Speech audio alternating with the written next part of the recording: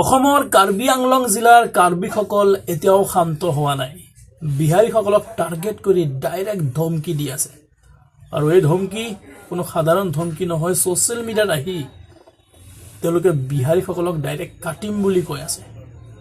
এবাৰ আপোনালোকে 20 ছেকেণ্ডৰ ভিডিঅ'টোলৈ মন কৰক, তাৰপিছত আপোনালোকে নিজে অনুভৱ কৰিব পাৰিব যে এতিয়াও কাৰ্বি আংলং জিলাৰ খেৰণিৰ যিটো সমস্যা যোৱা বহুদিনৰ পৰা চলি আছে, সেই পৰিস্থিতি এতিয়ালৈকে শান্ত হোৱা নাই।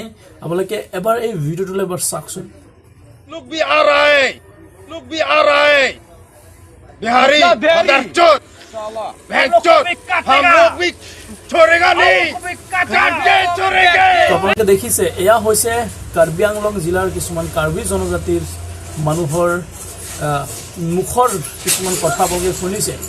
আৰু মই আশা কৰোঁ যে এই পৰিস্থিতি নিয়ন্ত্ৰণৰ কাৰণে অতি সোনকালে আমাৰ CM ছাৰে এই দুটা জাতিৰ ভিতৰত যিটো ভেদাভেদ চলি আছে বা যিটো সমস্যা চলি আছে, সেই পৰিস্থিতিটো অতি সোনকালে ঠিক কৰিব লাগিব। নহ'লে যিকোনো সময়তে মানুহৰ যিকোনো এটা ডাঙৰ সমস্যা হ'ব পাৰে।